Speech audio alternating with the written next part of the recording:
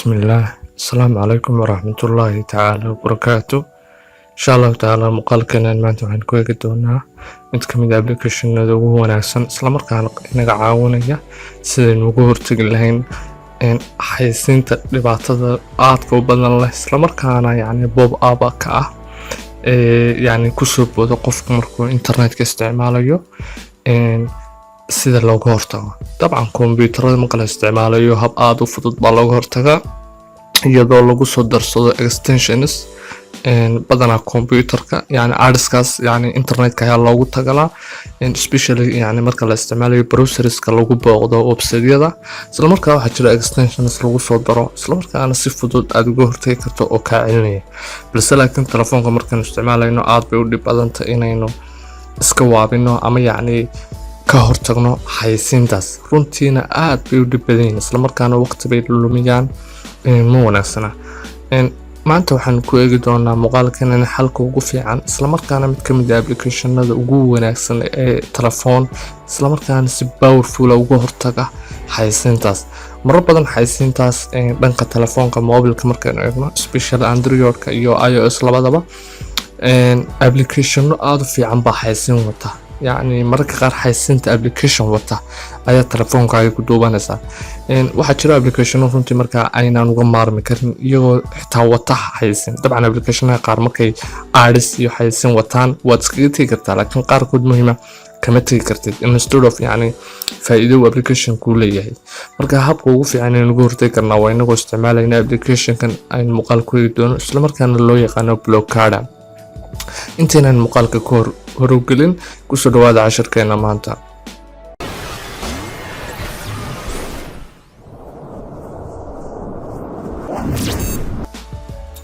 saaragtan applicationku halkan ayuu inoo saaran yahay waxaa loo yaqaanaa BADAN applicationka san hadda ka hor idin sheegay inuu runtii application powerful isla markaana in xayeysiinta ama pop up-ka uu inaga celiyo iyo faa'iidooyin kale oo aad u fara badan bay noole haddii aan applicationka iska furano applicationku sidan uu soo baxaya dabcan hadda halkaas waxaa aragtaan BADAN 4 waa versionkii u dambeeyay version 4 applicationku sidan runtii applicationku xayeysiinta oo kaliya ma qabto wax faa'iidooyin fara badan oo muuqaalka dhexdiisa xitaa ku eegi doona ayuu leeyahay applicationku interfacekiisu waa noocan haddii aan imka menu ku noqdo applicationku sidan ayuu inoogu soo baxayaa يعني interfacekiis waa noocan halkan waxaa ku aragtaan options kan ugu muhiimsan inagu muuqaalka ku eegi doona yani waa seen horba u soo sheegnay waa dhanka iyo adska iyo inaynu u adeegsano ad blocker waana runtii faa'iidada ugu weyn oo applicationku bixinayo laakiin applicationku aad iyo aad feature aad u xiiso badan oo kale ayuu leeyahay oo isla muuqaalka iyagana si overview aynu ugu eegi doono balse aynaan focus ka saari doonin waxaa yeelay idinka ayaa kuwa baadhbaadhaya sababtoo ah reasonka ugu weyn iyo subtitleka application casharka ku arkaysana muhiimadda ugu weyn ee applicationka ama muuqaalka u sameynaa waxa weeye inaynu ku eegno qaybsiin ugu hortagi lahayn xayeysiimaha saartan markaa haddaan imika tan ku bilaabo what's new optionkan ayaan ku dhufanayaa kanoo kale yani waa information iyo wax baynu siinayaa data internetka ayuuna weydiinayaa saartan inaan isticmaalno saynu u eegno internet ayuuna weydiinayaa markaa waan ka noqonayaa markaas yani what's new wuxuu nagu tusay information okay daba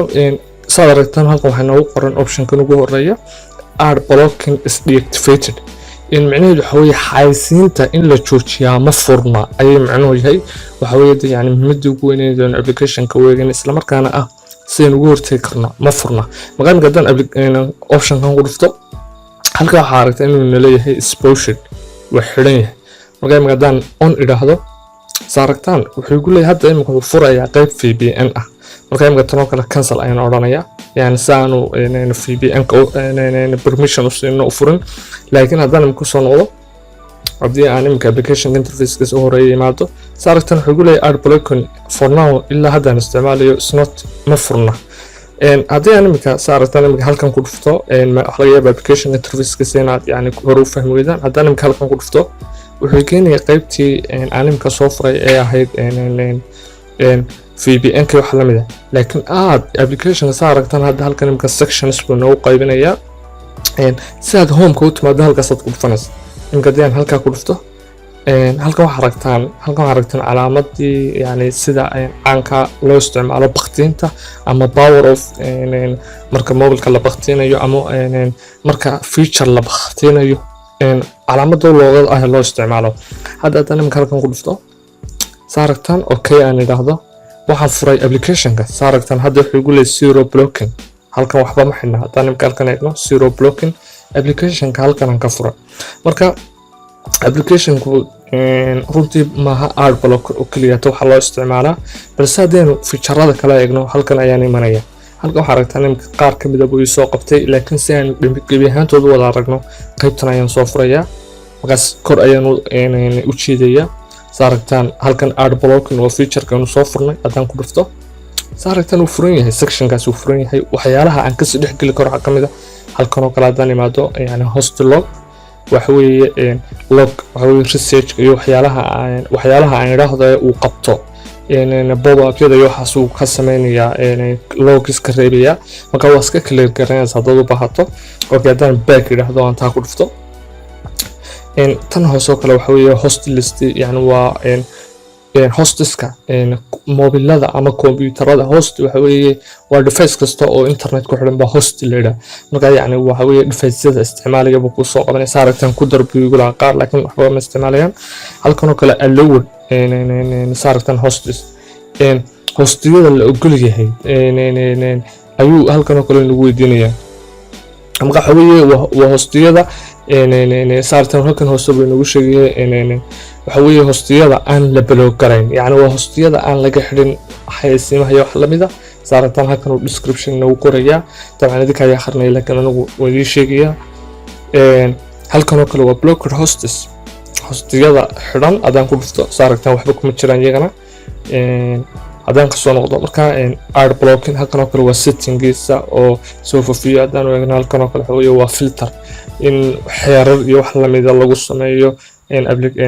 device-yada. halkan oo kale waxa weeye saaragtaan advanced ad blocking rules xeerar yani aad ku xidhi karto ad blocking xayeysiimaha iyo adska aad ka xidhi karto wax lamid ah. marka runtii idinka ayaa sii baadhbaadhaya kuwan apps maha options apps muhiima marka muuqaalka eeganayno, laakiin waa eegi kartaan. halkan oo kale waxaa aragtaan inuu leeyahay application kan update kaga samee ama download gare only kaliya wireless oo isticmaalay. marka hadaad sim card-kaaga datadiisa isticmaalaysa halkan oo kale yani on off baad ka dhigi kartaa. saaragtaan hadda waa on aniga ma doonayaan waxba kama bedelayo maadaama uu yani application-ka idin tusinayo. tan oo kale waxa weeye download lists oo waxyaalaha inuu download gare sameeyo wax lamid ah. haddii aan qaybtan ad blocking iska soo noqdo oo dabcan halkaasaan ku dhufanaya markaan back odhanayo soo kale option-kana waan kaga noqon karaa. aan haddana galo haddana markaan back idhaahdo saan ad blocking uga baxo halkan oo kale waa DNS. dabcan DNS iyo waxa laala wuxuu shaqadu qabto waxa jiray muuqaal aynu ka sameynay, waana habka ugu fiican aad internetkaaga speedkiisa kor ugu qaadi karto. isaga laftiisu hadda ku naga caawinaya in internetkeena speedkiisa kor u qaadno inagoo DNS ka isticmaalayna oo badbadelayna DNS-yada marba ugu wanaagsan isticmaalayna. waxa jiray application kan ka si wanaagsan oo in muuqaalka ku eegnay in muuqaalkana linkigiisa xagga hoose description hay'adin dhigaya. marka halkan waad furi karaysaa halkan aad DNS-ka ka furaysaa haddana marka sanu daaro qaybta DNS-ku shaqeynaysaa. halkan DNS-kii baan ku daray anigoo address-kiisa gelinaya. haddaan ku dhufto yani address-kii IP address-ka DNS-ka ayaan gelinaya. marka anigu uma baahni adiga halkan aad gelinaysaa. marka DNS-ka isticmaalto way badan yihiin DNS-yadu adiga ayaa IP address-kiisa gelinaya. halkan kalena waa waxyaalo kale oo iskaga saabsan DNS-ka isla markaa aanan muhiimayn. halkan oo kale wuxuu ku leeyahay DNS serverska recommended-ka lagugula talinayo kaga sheekeynaya. halkan oo kale DNS server lists markaa synchronizing buu doonayaa inaan internetka ku xidhanno. halkan waxaa rabtaan iminka default ama recommended DNS serverska wuxuu noo soo qabtay kan ka 4 iyo ka 100 ka 4 yani runtii waa kan muuqaalkaaba ku eegnay oo waa useful. kan kalena waa yani mid kale. marka labadaas ayuu nagula talinayaa. haddaan qaybtana marka la soo noqdo blockada tunnel qaybtana waa qayb VPN ah طبعا في بي ان يوحنا لو يحيي وحياله قبطو حجر المقال إنه كسميني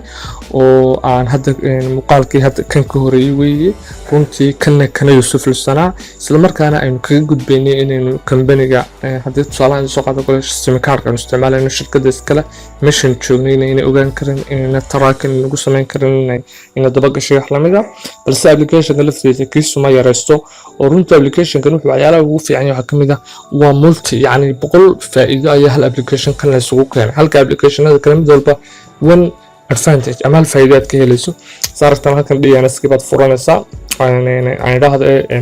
في بي إن كي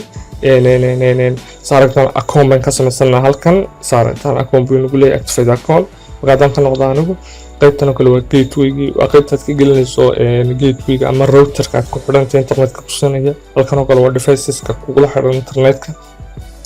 بلوكادا وعلى صورة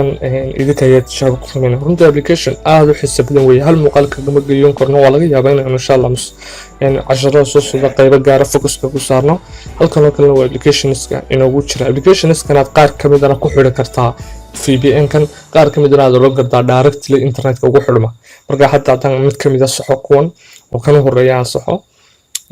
صارت تنحقول لي كم وابي باسد كان في بلوكادا أيوكو حرمية في بي إن كذا دن إنترنت أيوكو حرمية لكن كون كلا نوت بيباسد أيوكو قرنتي يوكو حرمية مقدي بيان وقص أنا قنايا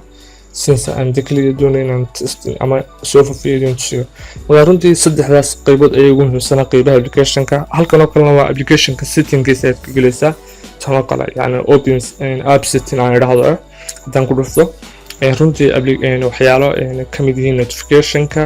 iyo backgroundka iyo waxyaalo yar loo sitina oo adeegigi doontaan ayaa yani uu ku leeyahay marka yani mid doonayno muuqaal ku dheeraado runtii application xiisa leh oo inaan hal muuqaal ka geeyo karin saacada korb idin sheegay marka VPN kan halkan ayaad ka daaraysaa aan idhaahdo ad blockerka haddii aad doonayso inaad iyagoo si faahfaahsan aragtana halkan ayaad ku rujiidaysaa option kan ayaad saakor waasa dabcan saasay kugu soo baxayaan marka yani muuqaalkeenu intan aynu ku koobsanaynaa waan dareemayaa inuu muuqaal ku dheeraaday marka intan aynu ku joojisannaa fadlan haddii aad kanalka cusubtay inoo subscribe gara haddii aad muuqaalka ka heshayna yani inoo like gara haddii jirto cid muuqaalada noocan oo kale ka hesho aad garaysana fadlan la wadaag intaan muuqaalka kan ku xiga ku kulmi doono wassalaamu calaykum waraxmatullaahi tacaala wabarakaatu